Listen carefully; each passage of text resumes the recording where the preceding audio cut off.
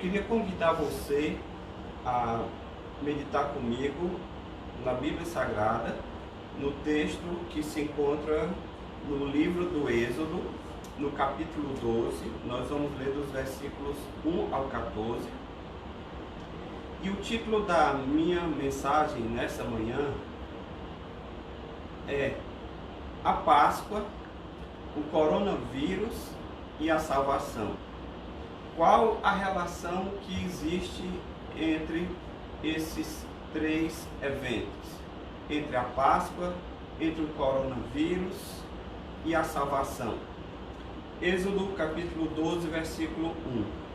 Disse o Senhor a Moisés e a Arão na terra do Egito: Este mês vos será o principal dos meses, será o primeiro mês do ano.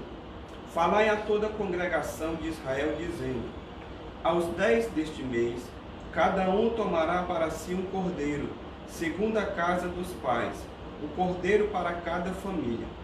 Mas se a família for pequena para um cordeiro, então convidará ele o seu vizinho mais próximo, conforme o número das almas, conforme o que cada um puder comer. Por aí calculareis quantos bastem para um cordeiro. O cordeiro será sem defeito, macho de 1 ano. Podereis tomar um cordeiro ou um cabrito, e o guardareis até o 14º dia deste mês. E todo o ajuntamento da congregação de Israel o imolará no crepúsculo da tarde. Tomarão do sangue e o porão em ambas as ombreiras e na verga da porta, nas casas em que o comerem. Naquela noite comerão a carne assada no fogo, com pães asmos e ervas amargas a comerão. Não comereis do animal nada cru, nem cozido em água, porém assado ao fogo, a cabeça, as pernas e a fressura. Nada deixareis dele até pela manhã. O que, porém, ficar até pela manhã, queimá-lo-eis. Desta maneira o comereis: lombos cingidos, sandália nos pés e cajado na mão. Comê-lo-eis à pressa. É a Páscoa do Senhor. Porque naquela noite passarei pela terra do Egito e ferirei na terra do Egito todos os primogênitos, desde os homens até os animais. Executarei juízo sobre todos os deuses do Egito. Eu sou o Senhor. O sangue vos será por sinal nas casas em que estiveres. Quando eu vir o sangue, passarei por vós, e não haverá entre vós praga destruidora, quando eu ferir a terra do Egito. Este dia vos será por memorial, e o celebrareis como solenidade ao Senhor nas vossas gerações. O celebrareis por estatuto perpétuo. A cerimônia da Páscoa, que foi instituída aqui, ela foi instituída pelo Senhor com o propósito de dar ao povo de Israel um livramento da última praga que Deus iria enviar sobre o Egito. Como vocês sabem, o povo de Israel vivia escravizado no Egito e o Senhor levantou a Moisés para que Moisés fosse libertar o povo. Moisés então chegou para Faraó pedindo que ele deixasse o povo ir. Faraó não deixou, por quê? Porque aquela era uma mão de obra escrava que ele utilizava nas construções das grandes obras do Egito. E o Senhor então começou a enviar praga após praga para fazer com que Faraó deixasse o povo ir. E a última praga que o Senhor disse que iria enviar seria a morte do primogênito de cada casa, de cada família no território egípcio. E assim, sentindo não mais uma praga qualquer, mas sentindo na própria pele, no sentido de perder um ente familiar querido, no caso o filho mais velho, pudesse então comover o coração de Faraó a deixar o povo. E assim o Senhor disse e instruiu a Moisés e a todo o povo para que fossem poupados. Qual seria o método que Deus utilizaria? O Senhor ele passaria para matar em cada família, em cada casa, o primogênito daquela casa. E aqueles que quisessem ser preservados teriam que matar um cordeiro, pegar o sangue do cordeiro, passar nos umbrais das portas, e quando o Senhor passasse para poder ferir o filho mais velho de cada família dentro daquela casa, quando ele visse o sangue nas portas, ele passaria por cima daquela casa. Daí o nome Páscoa, que significa passar por cima. O Senhor passaria por cima daquela casa e pouparia o filho mais velho daquela família. Mas naquelas casas em que ele não visse a marca do sangue, que não tivesse sido morto um cordeiro, então naquela casa o filho mais velho daquela família e também dos animais seria morto. E assim aconteceu. Cada família tinha que se reunir para poder fazer essa cerimônia. E é sobre isso que eu queria lhe falar nessa manhã. Pastor, qual a relação que existe entre a Páscoa que foi celebrada pelo povo hebreu no Egito? Qual é a correlação com essa pandemia que nós estamos vivendo do coronavírus? E qual a relação que isso tem também com a salvação em Cristo Jesus? E é sobre isso que eu queria conversar com você agora, nesse momento. E nós vamos traçar um paralelo entre esses três eventos. A Páscoa, a celebração da Páscoa no território egípcio, a pandemia do coronavírus e a salvação em Cristo Jesus, por meio da sua morte na cruz.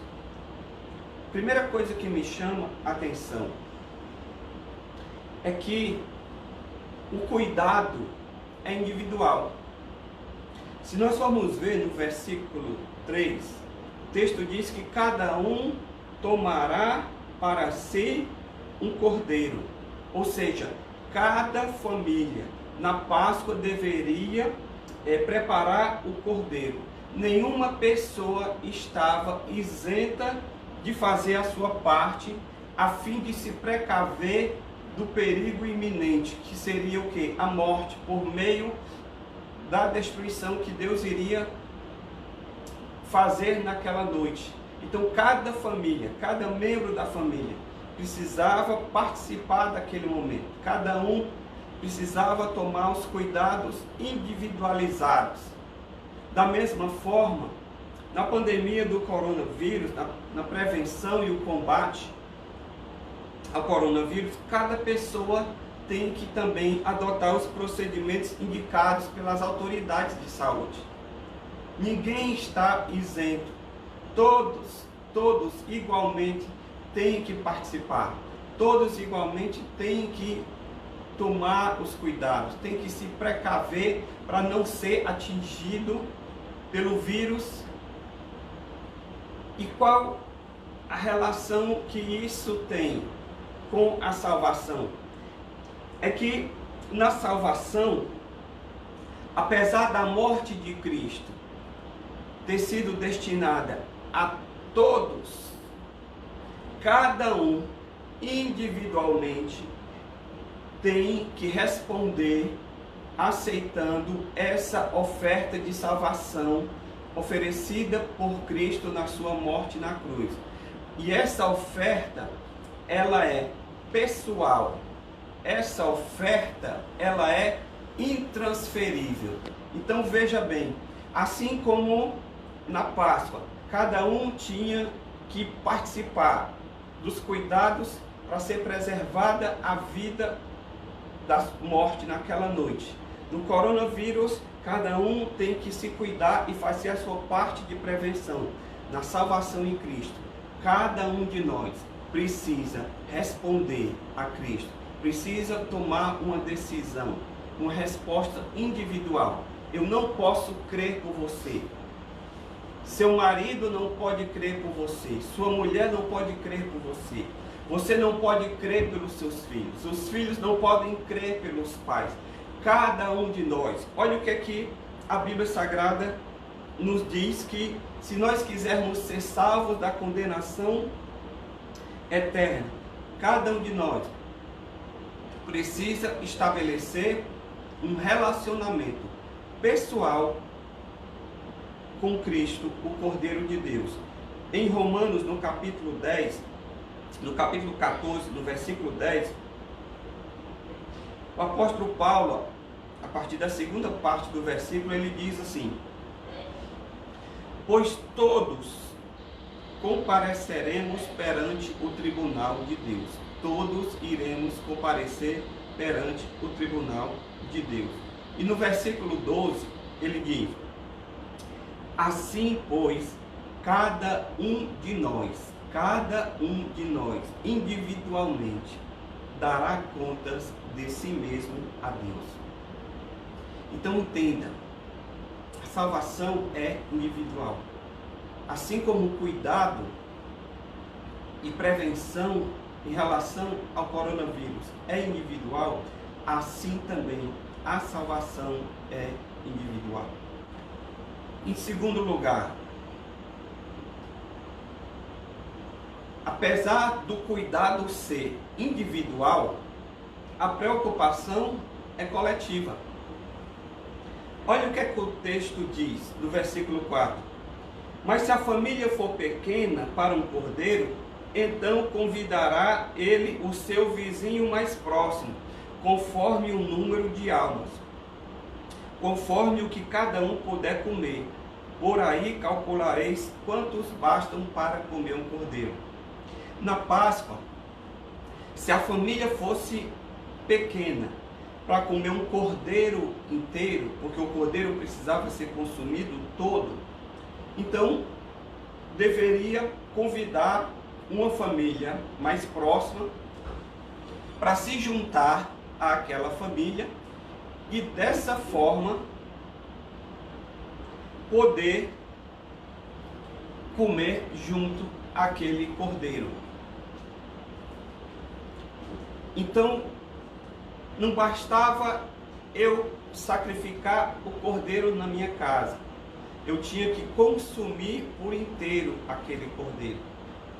Aquele cordeiro era preciso ser consumido na sua totalidade. E se o número de pessoas fosse pouco, o que é que precisava fazer? Precisava chamar um vizinho, precisava chamar um parente, alguém para se juntar, de forma que aquele animal fosse consumido. Havia uma preocupação coletiva. Na pandemia do coronavírus, no trabalho de prevenção e combate, nós também devemos adotar cuidados pessoais, individuais, mas também precisamos nos preocupar com a coletividade. Precisamos nos preocupar para que não transmitamos e não sejamos infectados. E especialmente a preocupação ela recai sobre aquelas pessoas que estão no grupo de risco, que são as pessoas acima de 60 anos e com algum tipo de doença prévia. Então, veja, na pandemia do coronavírus, não basta apenas eu me preocupar comigo, eu preciso me preocupar também com o outro. Tanto para, se quem estiver infectado, não transmitir para aquele que não está, quanto também quem não está infectado, também não ficar sujeito à infecção por meio da transmissão. Então, é um cuidado individual, mas também há uma preocupação coletiva. E com relação à salvação, Com relação à salvação, apesar de a minha resposta ser individual, apesar de eu ter que crer em Cristo Jesus, na morte dele na cruz, para perdoar os meus pecados, para me dar a salvação, a nossa preocupação também é coletiva. Por que coletiva? Porque nós precisamos nos preocupar com aquelas pessoas que ainda não conhecem o Senhor, que ainda não creem em Cristo, que ainda não passaram pela experiência da salvação, para que elas não morram sem conhecer a Cristo. Porque se elas morrerem, partirem dessa vida sem conhecer o Senhor, elas estarão condenadas a uma eternidade longe de Deus. Elas estarão condenadas a padecer eternamente. Então, eu tenho que me preocupar com a minha salvação, mas eu preciso também me preocupar com a salvação daquele que está do meu lado, para que ele possa ser preservado da condenação eterna. A palavra de Deus nos diz em Marcos 16:15, a palavra do Senhor diz assim: ide por todo o mundo, e pregai o evangelho a toda criatura. Jesus deixou a ordem de irmos por todo o mundo, pregarmos o evangelho a toda criatura, nos preocuparmos com o outro, o cuidado com a coletividade. E ele diz o porquê da nossa preocupação. E ele diz o porquê que nós devemos fazer isso. No versículo 16 ele diz: quem crê e for batizado será salvo, porém quem não crê será condenado. Então deixa eu lhe dizer, meu querido, eu não quero apenas ser salvo e morar no céu sozinho. Eu quero que você vá. Eu quero lhe ver lá. Eu quero lhe encontrar lá. Eu quero ter a satisfação de olhar para você e dizer: glória a Deus porque você creu em Cristo. Que bom que você exerceu a sua fé no sacrifício do Cordeiro de Deus, que morreu na cruz do Calvário para você. No Antigo Testamento, na Páscoa, o Cordeiro foi morto. O sangue dele foi derramado. E o sangue dele foi aplicado nos umbrais da porta para a salvação. Assim também, na salvação em Cristo, o Cordeiro de Deus, Jesus, o Cordeiro de Deus, foi morto. E o seu sangue precisa ser aplicado na sua vida para que você também seja preservado. Não de uma morte física que é temporária, mas que você seja preservado da morte eterna, da eterna separação de Deus. Por isso a nossa preocupação com a sua vida, que você também creia em Cristo Jesus. Terceiro, que lendo esse texto da Páscoa, relacionando ele com o coronavírus e com a salvação, é que o protocolo deve ser seguido. No versículo 5 diz que o cordeiro deveria ser sem defeito, um macho de 1 ano. Havia um protocolo com relação ao cordeiro. Não podia ser qualquer cordeiro. Não podia pegar aleatoriamente um cordeiro qualquer e sacrificar. Não. Ele tinha que ser um cordeiro sem defeito. E ele tinha que ser um macho de no máximo 1 ano. Havia um protocolo naquela festa, naquela cerimônia a ser seguida. Da mesma forma, no trabalho e prevenção de combate ao coronavírus, há um protocolo sim a ser seguido para que surta o efeito esperado. Há um modus operandi, há uma recomendação das autoridades sanitárias. Existe sim um protocolo a ser seguido para a prevenção, no tratamento. Porque se esse protocolo não for seguido, ele não surtirá o efeito.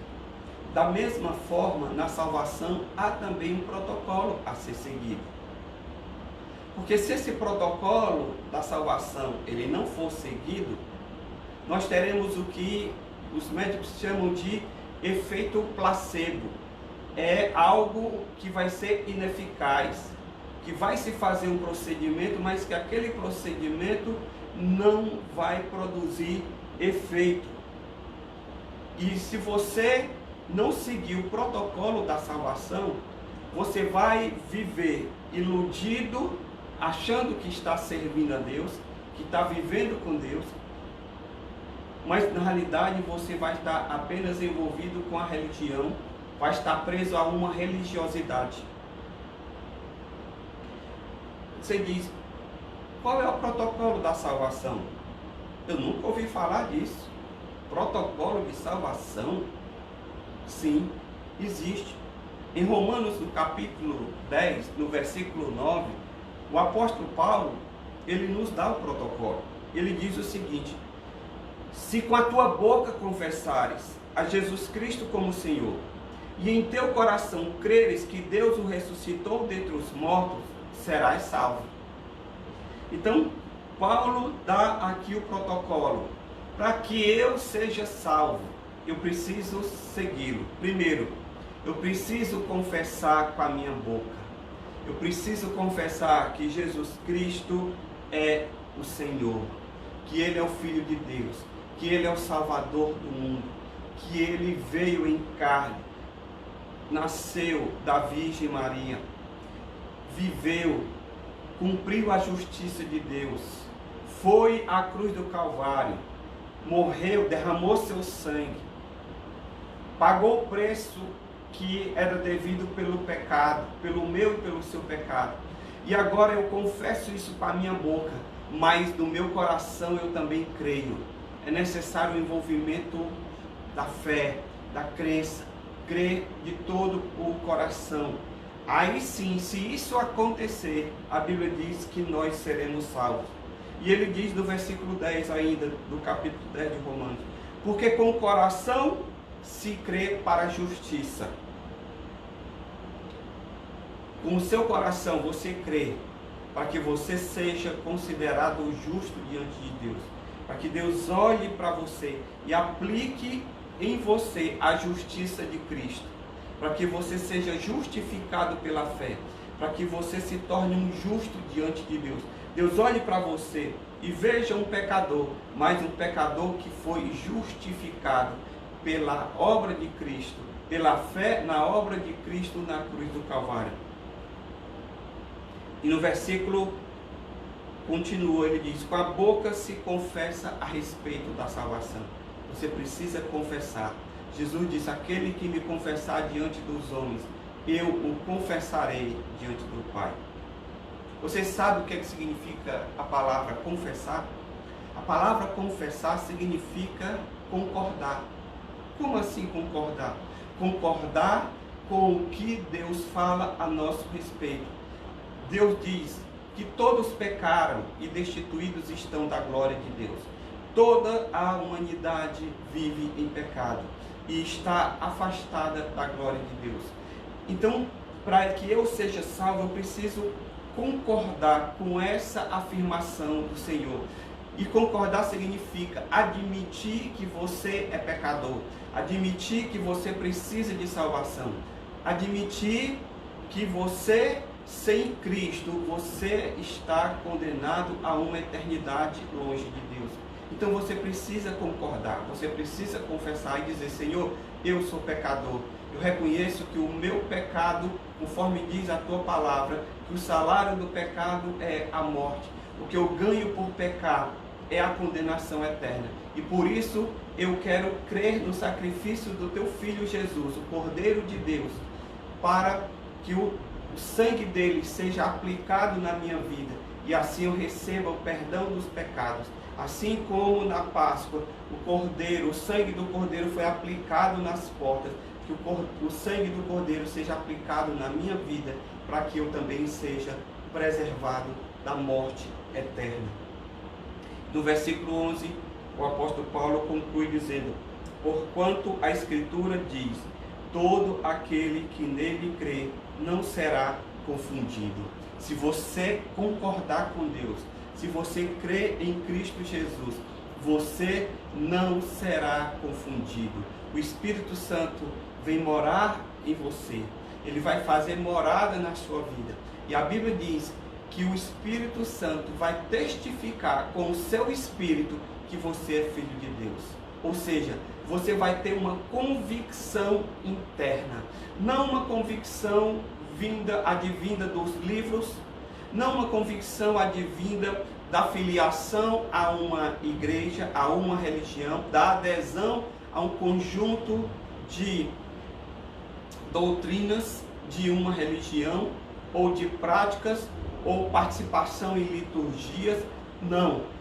O Espírito Santo vai dar essa convicção a você, porque ele virá habitar no seu coração.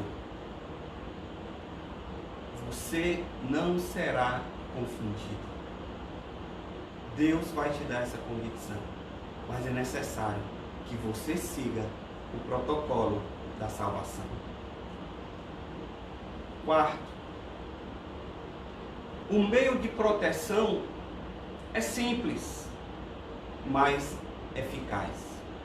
No versículo 7, o texto diz: tomarão do sangue e o porão em ambas as ombreiras na verga da porta. Era um procedimento simples. Na Páscoa, o método indicado por Deus foi muito simples: matar o cordeiro, passar o sangue nas portas. Existe um procedimento mais simples do que esse? Não requer grandes elaborações. É algo simples.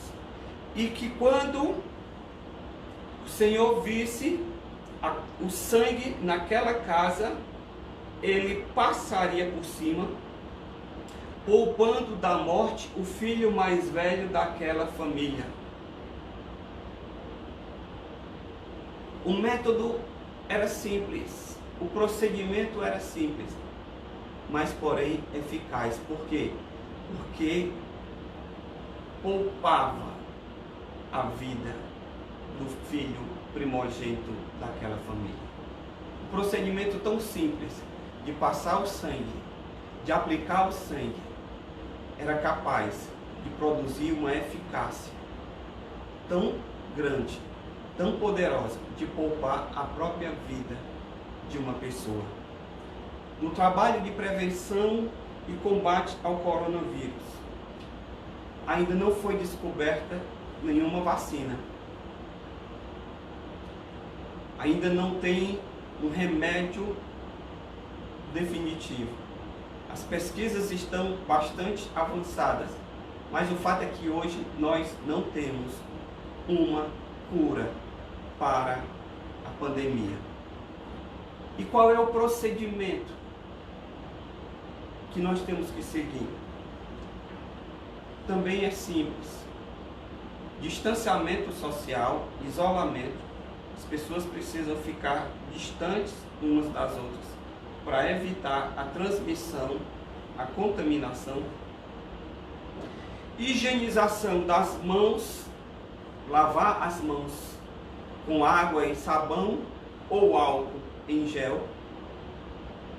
Procedimento simples de lavar constantemente as mãos, para que, se o vírus estiver nas nossas mãos, ele não entre, porque geralmente nós temos a tendência natural de levar as mãos aos olhos, ao nariz, à boca, passar, e se as nossas mãos estiverem sujas e contaminadas, o vírus vai adentrar pelas mucosas e aí nós seremos contaminados. Então, um simples procedimento de lavar as mãos já evita a contaminação. E, por último, usar máscaras de proteção. Máscaras para proteger o nariz. Por quê? Porque quem está com máscara, ao colocar a máscara e se tiver contaminado, ele tossir, evita que as gotículas contaminem a pessoa que estiver próxima. E se você não está contaminado, evita também que as gotículas ou o vírus estiver presente em alguém passe para você. Então o procedimento é simples, porém eficaz. Na salvação também não é diferente. A obra completa da salvação, ela já foi executada por Cristo. Jesus, ele fez tudo. Ele veio, viveu uma vida perfeita, cumpriu a justiça de Deus, viveu sem pecado. E por conta disso, ele alcançou, enquanto ser humano, e cumpriu o padrão, a exigência que a justiça de Deus requeria. E ele vai e morre na cruz. E leva sobre si o meu e o seu pecado. Assim como na Páscoa o cordeiro foi morto para preservar, por meio do seu sangue, a vida do primogênito de cada família, assim Cristo, o Cordeiro de Deus, foi morto para preservar a sua vida da condenação eterna. Aí você diz, bom, se Jesus já fez todo o procedimento, o que compete a mim agora? O que eu tenho que fazer? Que procedimento é esse agora, simples, que eu tenho que fazer? Sabe qual é? Crer e confiar na suficiência do sacrifício de Cristo para perdoar os teus pecados e te tornar justo diante de Deus. Sabe qual é a simplicidade agora? É simplesmente crer e confiar em Cristo para a sua salvação e perdão dos seus pecados. Porque toda obra ele fez. A minha parte agora é simplesmente crer. O Evangelho é isso. Crer em Cristo Jesus. Olhe o que é que a palavra do Senhor nos diz. Lá em João 11:25, palavras de Jesus. Disse-lhe Jesus: eu sou a ressurreição e a vida. Quem crê em mim, ainda que morra, viverá. E todo aquele que vive e crê em mim, não morrerá eternamente. Então Jesus está dizendo o quê? Se você crer nele, ainda que você morra, você vai viver. Por quê? Porque você vai estar salvo eternamente. E ele diz ainda: e o que vive e crê em mim não morrerá eternamente. Podemos sim experimentar a morte física, mas a morte eterna jamais. Por quê? Porque cremos em Cristo Jesus. O procedimento é simples. E Jesus termina essa afirmação perguntando: crês tu isto? Você crê nisso? Que em Cristo Jesus há vida, há perdão, há salvação? A pergunta que eu quero lhe fazer nessa manhã é essa. Você crê em Jesus Cristo? Que Ele é a ressurreição e a vida? Ele venceu a morte? Ele tem vida eterna para te dar? Isso é o que a Bíblia chama de Evangelho. O que é Evangelho? Evangelho, a palavra Evangelho significa boas notícias. A palavra Evangelho, inicialmente, ela não tinha um cunho religioso. Ela tinha um cunho secular. Quando antigamente o rei queria mandar um comunicado para todo o reino, o que é que ele fazia? Ele escrevia o comunicado, ele colocava o selo com o seu anel, com o seu brasão, para dar autenticidade naquela comunicação, e ele enviava um mensageiro que ia no cavalo e ia nas cidades e nas aldeias que estavam debaixo da sua jurisdição, do seu reinado. E quando aquele arauto, quando aquele comunicador, quando aquele anunciador, ele chegava na cidade, ele reunia o povo, ele abria o decreto, o comunicado do rei e lia. Ali era o evangelho, as boas novas, as boas notícias. Posteriormente, essa palavra, ela adquiriu esse cunho religioso, no sentido de que as notícias de Deus em relação à salvação são as boas notícias. Quando o anjo veio a anunciar, ele disse: eis que vos trago novas de grande alegria, que será para todo o povo. Pois a palavra evangelho é isso, é essa boa nova, é essa boa notícia, é que nasceu o Salvador, Jesus Cristo o Senhor. Mas que ele não apenas nasceu, mas que ele viveu e morreu na cruz do Calvário para me perdoar e para te perdoar. Portanto, o procedimento é muito simples. Jesus fez tudo aquilo que era preciso fazer. Agora, a você e a mim compete simplesmente crer. Em quinto lugar, a atitude é tão importante quanto as regras. No versículo 11, diz: dessa maneira o comereis, lombo cingido, sandália nos pés e cajado na mão. Comê-lo-eis à pressa, é a Páscoa do Senhor. Na Páscoa, as regras da celebração deveriam ser seguidas.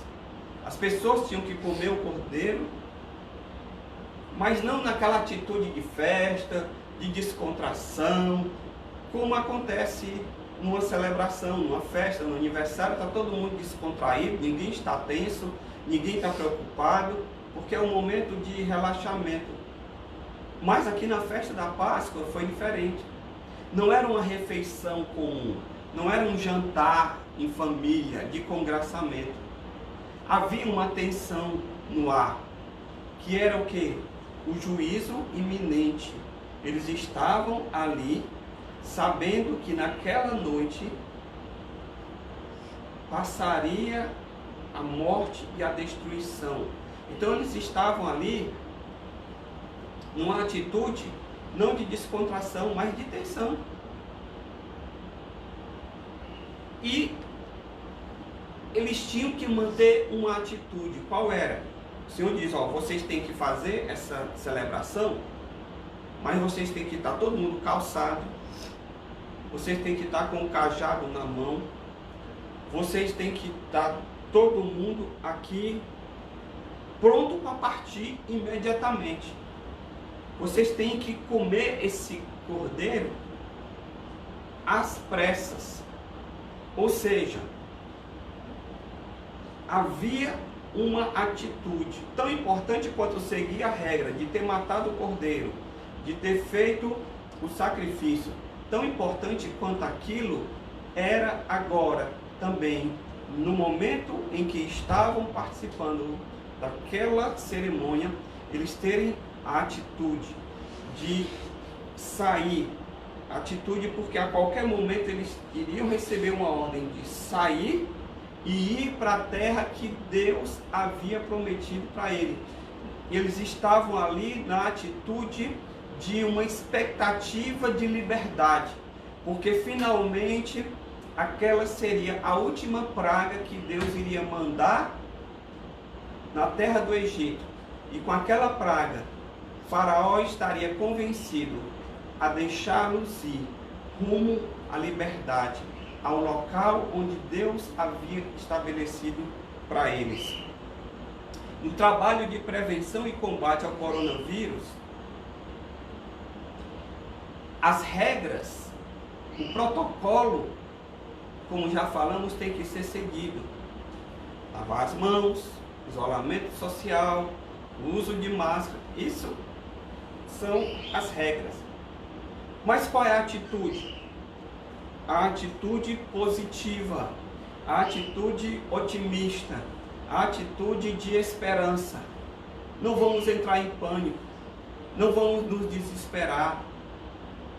Eu sei que a mídia, querendo informar ou desinformar, aí fica a seu critério o julgamento, a mídia não fala de outra coisa, é o tempo todo. E só notícia ruim, notícia de morte, notícia de aumento de contaminação. E isso tem uma tendência a deixar todo mundo em pânico. Então eu quero lhe dar um conselho. Não fique vendo essas notícias o tempo todo. Você já sabe o protocolo, você já sabe o que tem que fazer. Desliga um pouco dessa negatividade, porque a mídia vive de audiência. E se eles observarem que você está dando audiência para eles, naquilo que eles estão abordando, eles vão intensificar a abordagem e vai simplesmente trazer pânico e desespero, e daqui a pouco, além de você já estar numa condição de talvez de fragilidade, ou está por conta do isolamento, porque você não está fazendo as suas atividades normais, até aquele exercício, aquele clube, aquela ginástica, academia, até isso está prejudicado. Então, nós estamos vivendo numa situação atípica. Estamos presos dentro das nossas casas. Então, é uma realidade nova para nós. Com certeza, nunca passamos por isso. Nem os mais velhos presenciaram uma situação assim, de tão grande magnitude. Então você pode ter a tendência de se desesperar, mas você precisa manter uma atitude positiva, de fé, de esperança, de crença, na expectativa de que logo, logo isso vai passar e você vai poder retomar a sua vida, as suas atividades, vai poder trabalhar, vai poder passear, vai poder rever os parentes, os amigos, os irmãos, você vai poder celebrar, você vai poder frequentar os lugares que você gosta. É importante você manter uma atitude positiva nesse momento. Tão importante quanto seguir as regras é manter uma atitude positiva. Ore, leia a Bíblia, leia coisas boas, coisas que lhe dê esperança. Faça como diz o texto bíblico: quero trazer à memória aquilo que me dá esperança. Não fique alimentando a sua mente com coisas negativas, porque isso só vai baixar a sua imunidade. E a coisa que você precisa mais nesse momento é estar com uma imunidade alta. Então, se precavenha, siga as regras. Tome vitamina C, tome limão, suco de limão, mel, extrato de cobre, vitamina C, vitamina D. Faça coisas que lhe mantenham com uma atitude positiva. E com relação à salvação, qual é a minha atitude? Eu devo seguir a regra. Qual é a regra? Crer em Cristo. Qual é a minha atitude? É de arrependimento. Eu devo responder a Deus, ao sacrifício do Cordeiro de Deus, Jesus Cristo. Eu devo responder com fé. Eu devo responder com confiança de que a morte dele na cruz do Calvário foi para me perdoar os pecados, foi para que eu pudesse ser livre da morte e da condenação eterna. A minha atitude é de fé, de confiança. Nesse momento, é o momento de você colocar toda a sua fé e a sua dependência na pessoa de Cristo, que a morte dele foi eficaz para te proporcionar o perdão e a salvação. Olha o que é que A palavra do Senhor nos diz lá em 1 João, no capítulo 1, no versículo 8. Se dissermos que não temos pecado nenhum, a nós mesmos nos enganamos, e a verdade não está em nós. A sua atitude não é de negação do pecado. Não adianta você dizer, que bobagem, pecado, vocês ainda estão nessa, isso é um termo religioso, isso é algo da religião, não existe pecado. E verdadeiramente hoje a sociedade não chama de pecado aquilo que é pecado. Chama de distúrbio, chama de desvio de comportamento, chama de estresse, chama de muitos nomes, menos o nome que verdadeiramente é pecado. E a Bíblia diz, se você diz que não tem pecado, você está se enganando. Você está querendo tapar o sol com a peneira. Você é pecador, sim. Você é pecador, é pecadora, porque você peca, você desagrada a Deus, você transgride a lei de Deus, você não cumpre a lei de Deus. Nós não cumprimos a lei de Deus. O padrão de Deus é muito alto e nós vivemos aquém desse padrão. Nós não atingimos o padrão de perfeição de Deus, por isso somos pecadores. Mas deixa eu lhe dizer, há uma esperança. Para resolver o problema do pecado, a solução não é a negação. A solução está no versículo 9 de 1 João, capítulo 1. Se confessarmos os nossos pecados, Ele é fiel e justo para nos perdoar e nos purificar de toda injustiça. Veja bem, tão importante quanto as regras é a atitude. Que a Bíblia requer de mim, qual a atitude? Confessar o meu pecado. Por que eu tenho que confessar? Porque Ele é fiel, Jesus é fiel e justo para me perdoar, me lavar, me purificar de toda injustiça. Então veja, meu querido, a minha atitude, a sua atitude é de confessar, é de crer e confiar e receber a purificação, o perdão nas nossas vidas. Assim como, seguindo as regras da higienização, você se limpa e se purifica para não ser contaminado. Assim também, quando você confessa, o sangue de Cristo é aplicado na sua vida e você se torna livre da contaminação e da morte eterna. Então mantenha essa atitude. Eu quero lhe desafiar nessa manhã a ter essa atitude de se achegar a Cristo, de confessar Jesus como Senhor e Salvador da sua vida. E sexto, eu aprendo aqui que a fé, ela deve acompanhar as ações. No versículo 12, diz que naquela noite passarei pela terra do Egito, ferirei na terra do Egito todos os primogênitos, desde os homens até os animais, inclusive os animais também seriam mortos, o filho mais velho, a cria mais velha dos animais. Executarei juízo sobre todos os deuses do Egito, eu sou o Senhor. Na Páscoa, para receber o livramento aqui, era necessário a fé para executar todas as instruções e receber o livramento. O Senhor disse, eu vou passar. Se você crer, você vai matar o cordeiro, vai ficar dentro de casa, vai passar o sangue.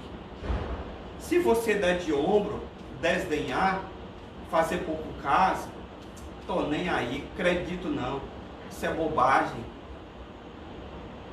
não vai acontecer comigo não, isso é conversa fiada.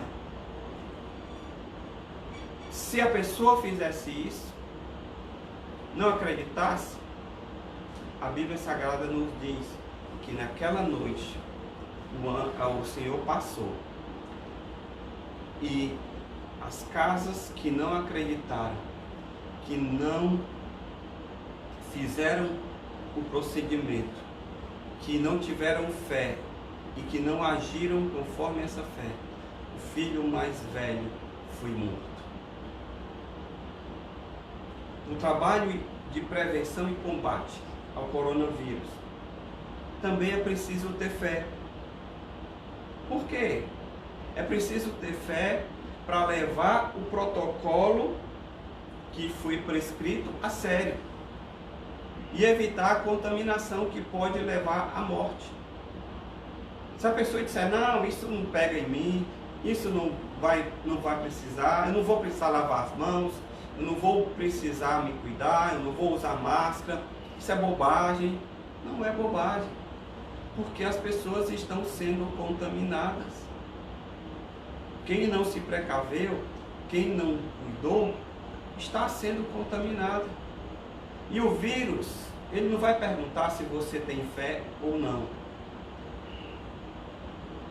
Simplesmente, se você acredita, você vai se precaver e você poderá ser poupado.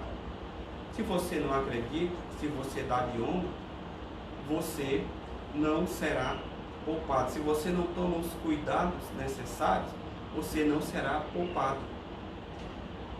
Da mesma forma, na salvação é preciso haver fé.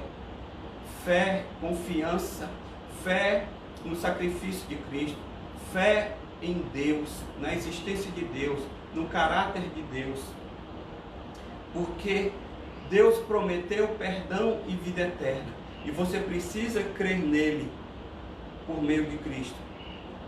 Acompanhe comigo o que a Bíblia Sagrada nos diz em 1 João, no capítulo 5, no versículo 13. João diz, essas coisas vos escrevi a fim de saberdes que tendes a vida eterna, a vós outros os que credes no nome do Filho de Deus. João está dizendo, olha, se você crê no nome do Filho de Deus, você tem vida eterna. Se você não crê, consequentemente, você não tem vida eterna. Então, a fé é necessária. E ele diz mais, no versículo 14, e esta é a confiança que temos para com ele, que se pedirmos alguma coisa segundo a sua vontade, ele nos ouve. A vontade de Deus é salvar, a vontade de Deus é perdoar. Se você pede, Senhor me perdoa, Senhor me salva, Senhor me limpa, Senhor me purifica da contaminação do pecado, você vai ser limpo, você vai ser salvo, você vai ser preservado. E sabemos que se Ele nos ouve quando lhe pedimos, estamos certos de que obtemos os pedidos que lhe temos feito. Se você crê, se você acredita, se você tem fé e você pede a Ele o perdão e a salvação, Ele vai te visitar com perdão e salvação. O autor aos Hebreus, no capítulo 11, no versículo 6, ele diz, de fato, sem fé é impossível agradar a Deus. Se você quiser ter um relacionamento com Deus, se você quer se aproximar de Deus, a fé é a condição básica, é a condição sine qua non, é a condição essencial, é a condição imprescindível. Sem fé não existe relacionamento com Deus. Por quê? O autor diz, porque é necessário que aquele que se aproxima de Deus creia que Ele existe. O ateu não se relaciona com Deus. Porque se ele não tem fé, ele não crê na existência de Deus. Então não tem relacionamento. Como você vai relacionar-se com uma pessoa que você não acredita?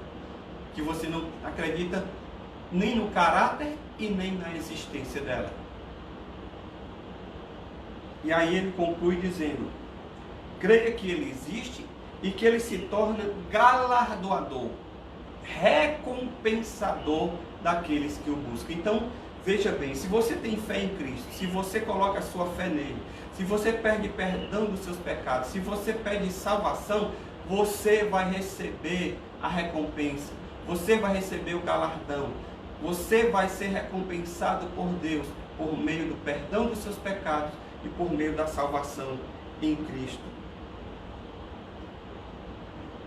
E o apóstolo João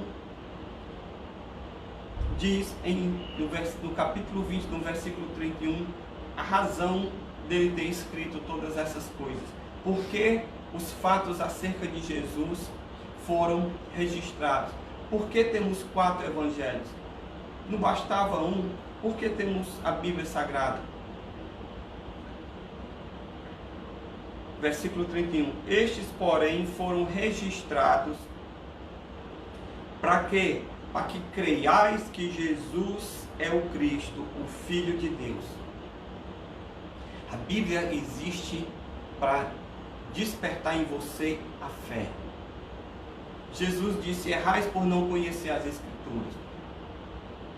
A palavra de Deus foi escrita para revelar o caráter e a pessoa de Deus, para que você seja indesculpável, para que você não tenha desculpa de dizer: eu nunca tive oportunidade. Teve sim.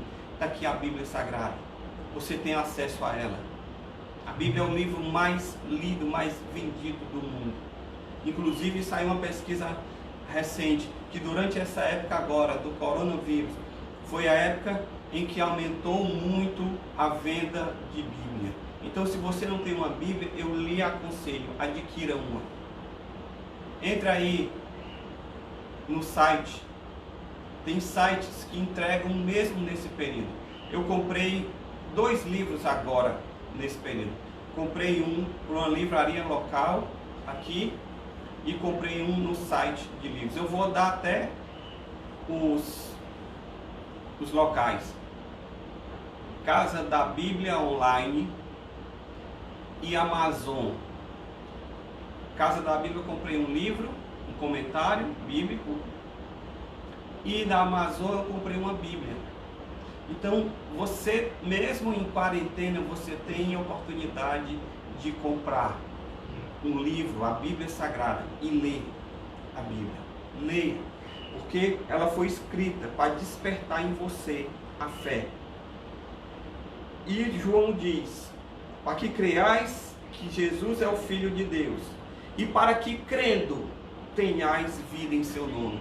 Se você crer, se você tiver fé, você vai ter vida eterna. Você não vai participar da morte eterna. Você não vai estar condenado eternamente. Mas é necessário que você creia. 7. Nós fazemos a nossa parte, mas sabemos que o livramento vem de Deus. O versículo 13 diz: o sangue vos será por sinal nas casas em que estiverdes.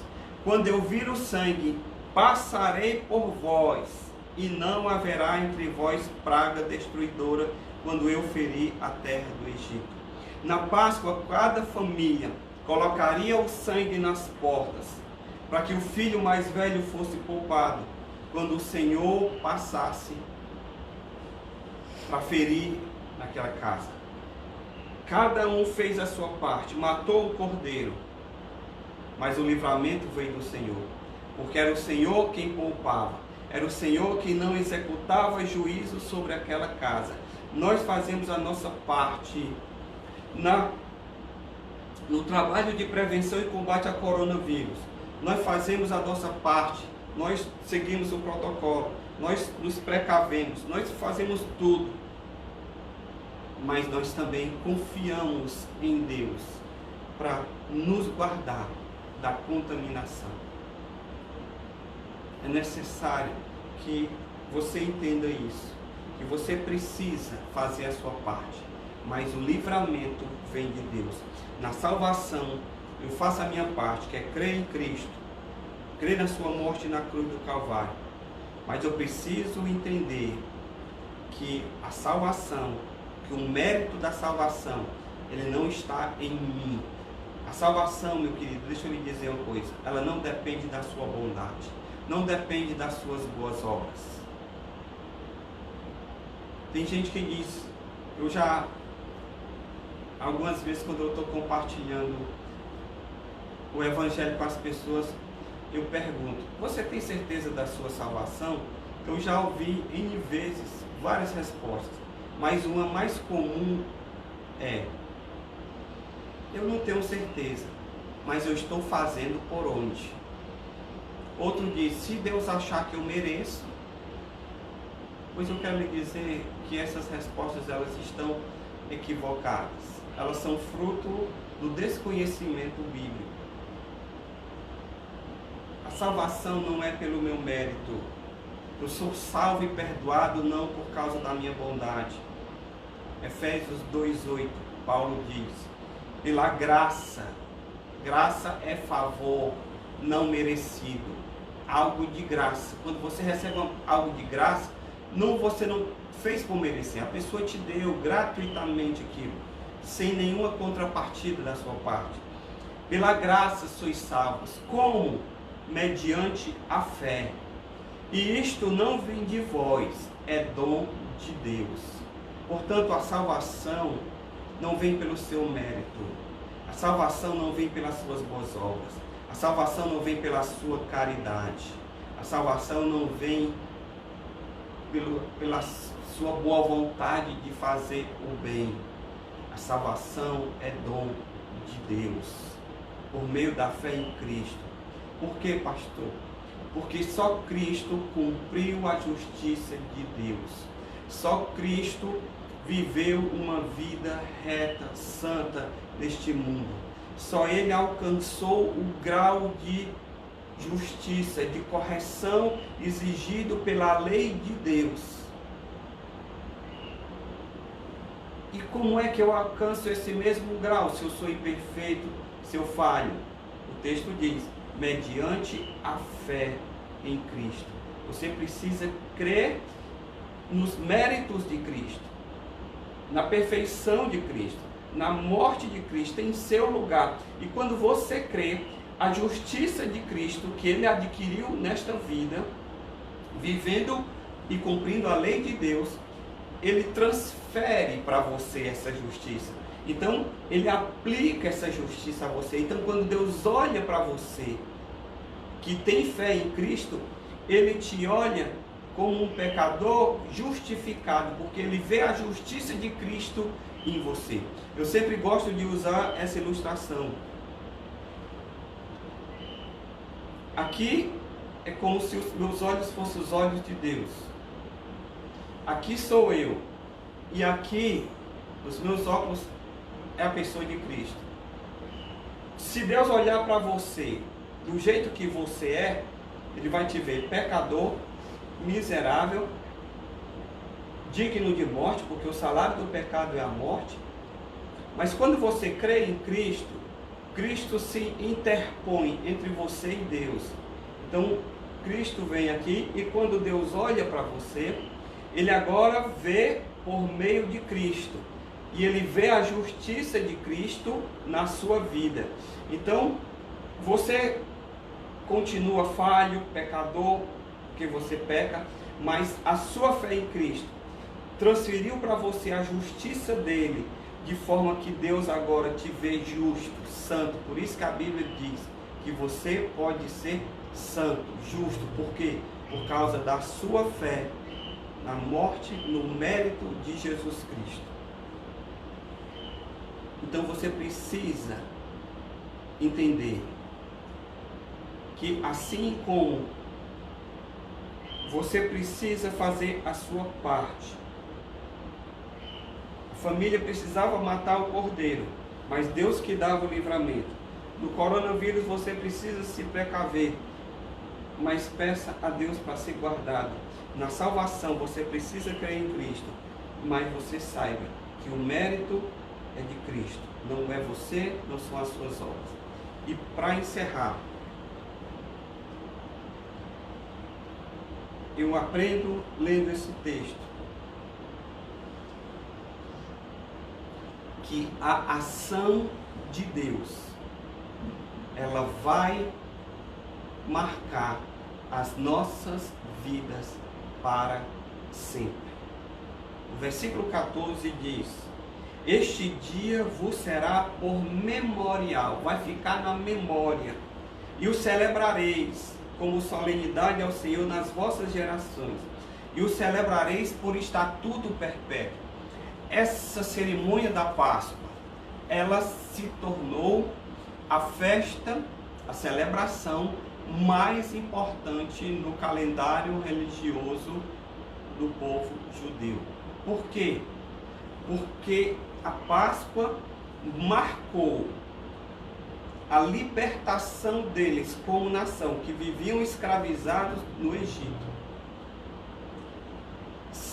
para sair para a terra que Deus havia prometido para eles se estabelecerem. Terra que mana leite e mel, a terra prometida. E o Senhor disse, olha, isso aqui que vocês estão celebrando hoje, vocês vão celebrar para sempre. Vai ser um memorial que vai marcar a vida de vocês.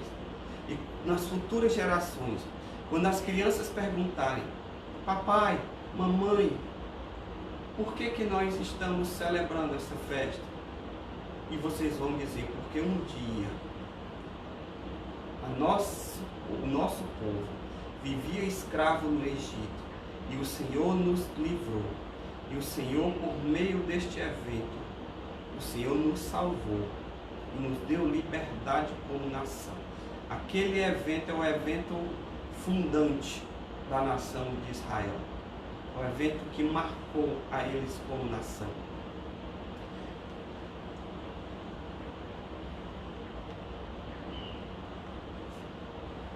No trabalho de prevenção e combate ao coronavírus, a humanidade inteira ficará marcada como um momento em que nós nos demos conta da nossa pequenez, da nossa fragilidade. A humanidade ficará marcada, porque nós estamos nos dando conta de quão frágeis nós somos, apesar de todo o discurso humanista, de que nós somos, que nós podemos, que você tem potencial, e toda essa balela aí dessa onda de coach. Você não pode nada, você não é nada, você é frágil, você é hoje e pode não ser amanhã. Apesar de todo avanço tecnológico que nós temos, nós estamos diante de um inimigo invisível e contra o qual nós ainda não conseguimos um remédio, um antídoto. E a única coisa que nós podemos fazer hoje é nos esconder, é nos preservar, é nos isolar. A humanidade inteira está assim. A nossa vida será marcada por esses dias. Quando se contar no futuro a história da humanidade, vai se falar, houve uma época, houve um ano de 2020, em que a humanidade inteira se deu conta de quão frágeis, quão pequenos nós somos. Dizem que a humanidade não será mais a mesma depois desse evento, porque esse evento está marcando as nossas vidas. Da mesma forma, na salvação, as nossas vidas são eternamente marcadas, não só pelo impacto que a obra de Cristo causa na minha vida aqui na terra, mas pelo impacto que a obra de Cristo causa na eternidade, na vida eterna com Deus. Quando eu creio em Cristo, quando Cristo vem à minha vida, quando eu exerço a minha fé na pessoa de Cristo, a minha vida ela é impactada de duas formas. A minha vida ela é impactada aqui nessa terra, porque Ele me perdoa os pecados, Ele transforma a minha vida, Cristo vem habitar em mim, o Espírito Santo vem fazer parte da minha vida, e Ele começa a mudar a minha vida. A minha vida ela é impactada já aqui no presente. Nunca mais eu sou o mesmo. A minha vida é transformada. Tem um novo começo. Coisas que eu gostava, eu deixo de gostar. Coisas que eu não gostava, eu passo a gostar. Por quê? Porque há uma transformação. Há uma mudança na minha vida. Então a minha vida, ela é marcada para sempre nessa dimensão. Mas existe também um segundo aspecto dessa vinda de Cristo, desse impacto que ele causa na minha vida. É que a minha salvação eterna é garantida. Eu não, quando eu morrer e quando eu sair desse mundo, eu não vou encarar a eternidade como um tiro no escuro. Eu vou encarar a eternidade na certeza de que eu estarei com o Senhor para toda a eternidade, por todo o sempre. E eu quero encerrar lendo aqui o Evangelho de Marcos, no capítulo 10, no versículo 29. Tornou Jesus a falar, né? Em verdade vos digo, que ninguém há que tenha deixado casa, irmãos, irmãs, mãe, pai, ou filhos ou campos, por amor de mim e do Evangelho, que não receba já no presente o cêntuplo de casas, irmãos, irmãs, mães, filhos, campos, com perseguições, e no porvir a vida eterna. Jesus está dizendo o seguinte: muitas pessoas que se dispunham a segui-lo passavam a ser rejeitadas pelos parentes que não aceitavam aquela fé, que começavam a se opor. A pessoa, por causa da sua fé, ela começava, às vezes dentro da própria casa, a enfrentar oposição. Perdia o lar, muitas vezes, perdia o local da habitação, perdia o convívio com os parentes. E Jesus disse: olha, se você nessa vida perder, que ainda que você perca, tenha deixado o convívio porque não lhe aceitaram por causa da sua fé em mim, ter perdido casa, irmãos, irmãs, pai, mãe, campos, por causa das perseguições, por causa do amor de mim e do Evangelho, você vai receber muito mais. Por quê? Porque o Senhor vai te dar, o Senhor vai acrescentar uma nova família a você, o Senhor vai te dar uma família de fé, o Senhor não vai te deixar na miséria, o Senhor não vai te deixar ao léu, porque Ele vai te honrar se você mantiver a sua fé nele, ainda que tenha perseguição. E Ele diz: e no porvir a vida eterna. No porvir a vida eterna. Então a sua vida, ela é impactada aqui no presente e ela é impactada no futuro. Meu querido, deixa eu lhe dizer que você possa neste dia voltar-se para o Senhor e que você possa, acima de tudo, celebrar essa Páscoa. O povo judeu celebrou a Páscoa como um evento de libertação. Que você possa celebrar a Páscoa com a morte de Cristo, o Cordeiro de Deus, para a sua vida, para a tua libertação espiritual, para a tua salvação, para o teu perdão de pecados. Que você possa entender que você tem que não apenas cuidar do seu corpo, da sua saúde, se preservando nessa época de pandemia, mas que você possa também se preocupar com a eternidade. Tem muita gente preocupada: porque eu não posso fazer exercício, porque eu não estou nas minhas atividades normais. Meu querido, não se preocupe apenas com o seu corpo, se preocupe com o seu espírito, com a sua alma. Preocupe-se em cuidar do seu corpo, em se alimentar, em se preservar, em seguir os protocolos, em não se contaminar, em cuidar da sua saúde.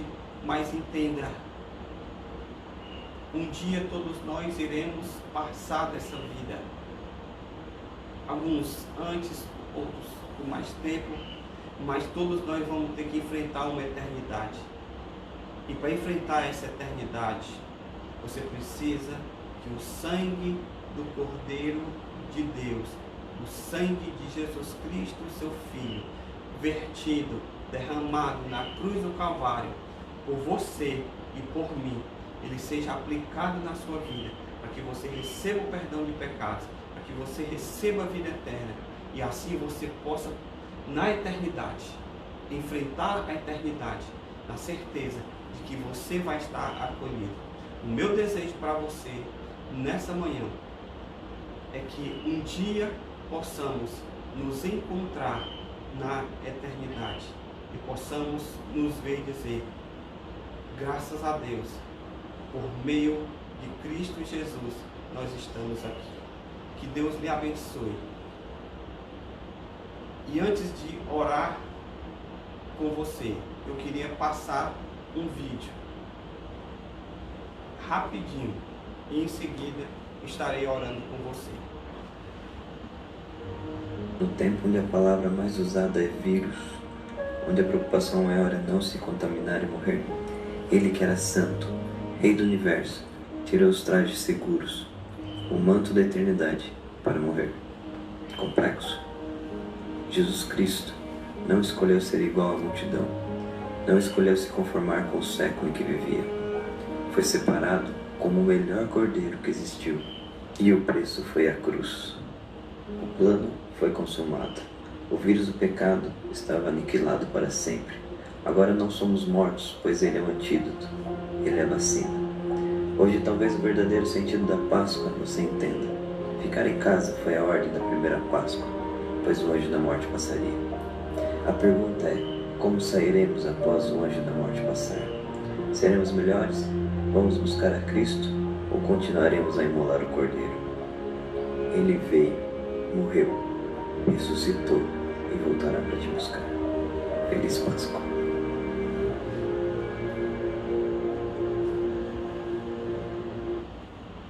E como é essa oração que eu quero fazer? Essa oração que eu quero fazer é lhe ajudando a fazer aquilo que eu falei nessa manhã, a seguir o protocolo de Deus para a salvação, a crer em Cristo para receber o perdão dos seus pecados. Então eu queria que você orasse após mim. Repita as minhas palavras, não ao léu, não ao vento, mas repita para Deus, porque Ele vai lhe escutar. E se você orar e falar para o Senhor de todo o coração, aí onde você estiver, o Senhor vai vir ao seu encontro, vai entrar na sua vida e vai te limpar de todo o pecado, de toda a contaminação do vírus do pecado, para que você seja salvo, limpo, liberto e perdoado. Ore comigo agora. Senhor Jesus, nesse instante, eu abro meu coração para Ti e eu te peço que o Senhor entre na minha vida. Eu decido crer no Teu sacrifício na cruz do Calvário, em meu favor, em meu lugar. Perdoa os meus pecados. Aplica agora, passa agora sobre a minha vida o sangue de Cristo, para que eu seja perdoado dos meus pecados. Limpa-me, purifica-me, lava-me, me dá, Jesus,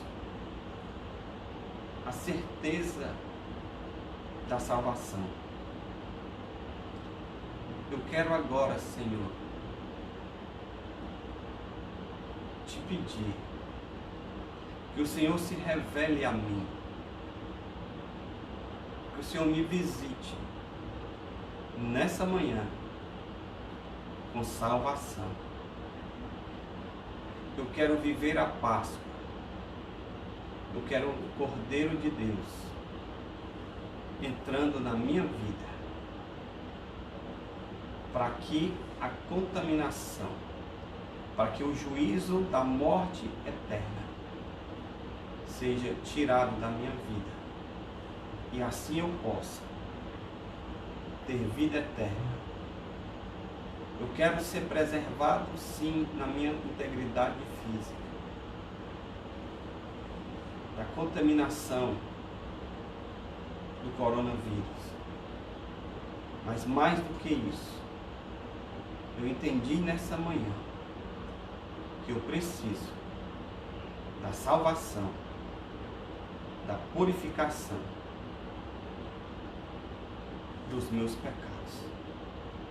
Me perdoa, me lava, me limpa, me liberta, revela-te a mim, pois eu quero conhecer-te como o único Salvador da minha vida. Em nome de Jesus. Amém. Amém.